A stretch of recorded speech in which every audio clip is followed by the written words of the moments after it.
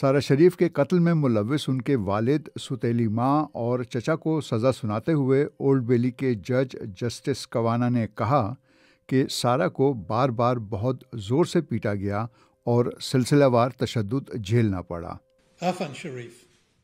عدالت نے والد عرفان شریف کو عمر قید کی سزا سنائی، وہ کم سے کم 40 سال جیل میں رہیں گے۔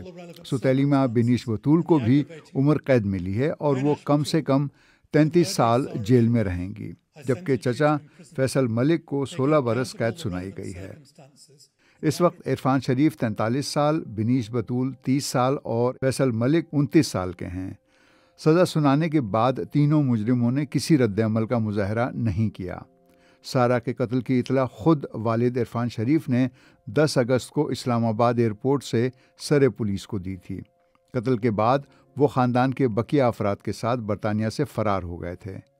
انہوں نے ٹیلی فون پر پولیس سے کہا تھا، میں نے اپنی بیٹی کو قتل کر دیا ہے، میں اسے مارنا نہیں چاہتا تھا لیکن میں نے اسے کچھ زیادہ پیٹ ڈالا۔ جوری نے گزشتہ ہفتے سارہ کے والد عرفان اور ستیلی والدہ بنیش کو قتل کا مجرم قرار دیا تھا، جبکہ چچا فیصل کو قتل کے الزام سے بری کر دیا تھا مگر ایک بچی کی موت کی وجہ بننے کا مجرم قرار دیا تھا۔ سارہ کی والدہ اولگا ڈومین پولش ہیں اور شادی کے کچھ عرصے کے بعد اولگا اور عرفان میں علیحدگی ہو گئی تھی۔